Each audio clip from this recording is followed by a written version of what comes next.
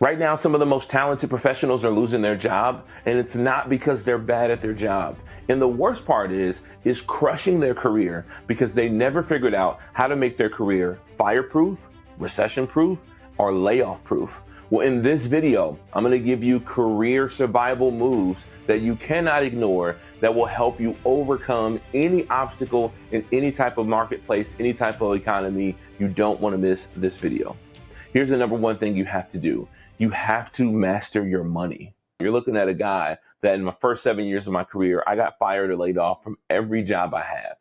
So that made me become an expert on how to navigate this and keep my career going on an upward trajectory, regardless of what happens. Well, anytime that happens, the last thing you want is to go all the way back down to zero and have no money to live with or to be patient with. We have to think about, while we're making the money, how can we create overflow in our finances? And so you have your income and your outgo. Right? Well, what we want to do is we want to create overflow. So think about like a glass of water here, and that is our expenses. And then our income comes in to fill up that glass of water. Well, we want to get to the point where this glass is so full that it starts to spill over into other things. And we can talk about what those other things are in a second. Some of you watching this video and you're saying, okay, I got it. I know what my income is and all my expenses. I can't change my income, right? Some of you are like me though. Some of you are thinking, okay, I'll just go make more money. I always thought that I could out earn my spending. Here's the thing. You have to tame your spending because it's like a wild animal. You can't just go and out earn your spending because it's always going to be something else to spend money on, and you're going to be spending money, 7 days a week and getting paid once a week or once every other week. So we have to master this money part of the puzzle. You have to make sure that you're creating overflow. So how do you create overflow? Well, one of the things that you can do is you can create a smaller container.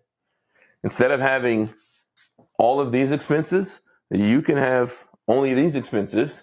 Same amount of income coming in, but now all of a sudden you're not living paycheck to paycheck anymore. You start to create some overflow that gives you some cushion that you need. One of the best things that ever happened to me is one of the jobs I got laid off of, they gave me a severance package. It was like $30,000. And that gave me the ability to know that my bills are going to be paid.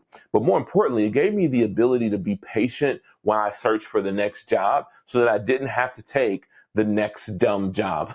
I was in a dumb job cycle. I would take a dumb job, get laid off from a dumb job, need to make money because I'm living paycheck to paycheck. I didn't have any overflow. My container was too big. My income was too small. And so now I'm jumping to the next dumb job. Well, that $30,000 gave me a big inpouring of additional income, and I kept my container the same size.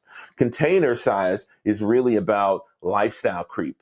A lot of times we suffer to not have the life that we want to live because our lifestyle is taking away from our life. Try everything that you can to decrease your container size, decrease your expenses, decrease what you're paying every month, and then increase your income in whatever ways you can. Maybe you drive Uber, maybe you drive DoorDash, or maybe you're working a side job delivering pizzas, whatever it is. The thing that you want to do to help your career go into the survival mode and be recession-proof, layoff-proof, is you want to get a big sack of cash in the bank. The next thing that you need to have in your career survival kit, you need to master learning and developing your skills, developing yourself for that promotion or that next job or that next career change is no one's responsibility except for yours.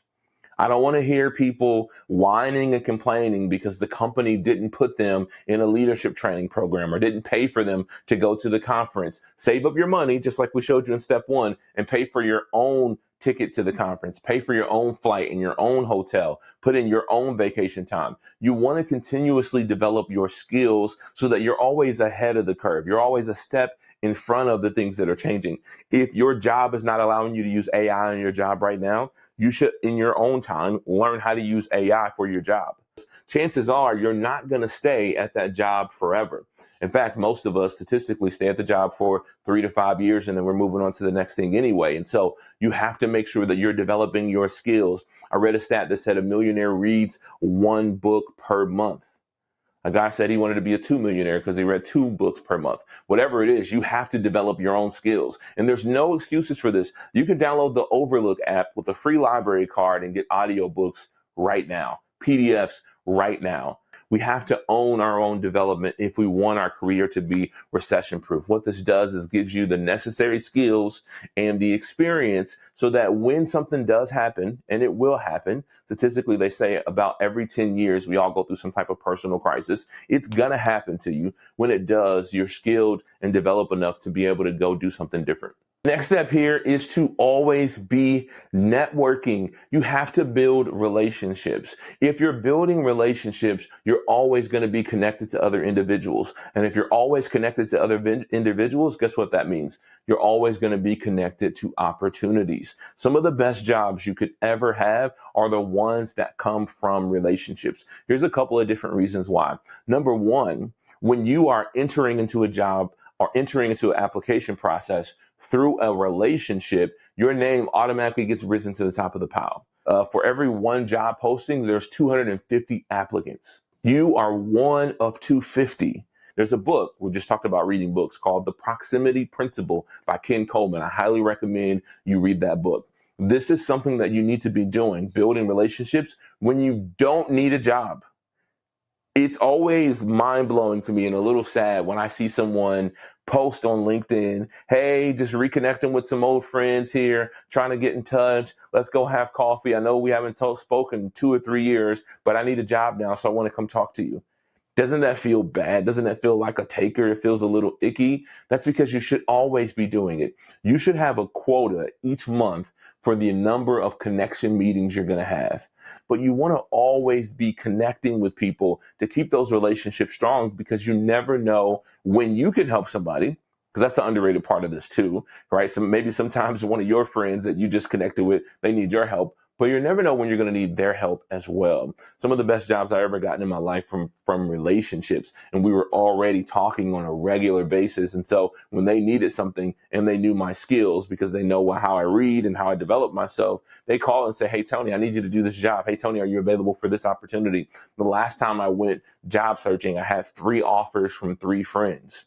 Building those relationships are really critical. It's going to give you opportunity to be noticed more. It's going to give you an opportunity to be paid more. It's going to give you an opportunity to stay at the organization longer. Those are the first 3 things that you need to do. If you like this video, let me know. I will make a part 2 if you found this information valuable. Also, YouTube says you'll like this video next, so I'll see you in the next video. Thanks for watching.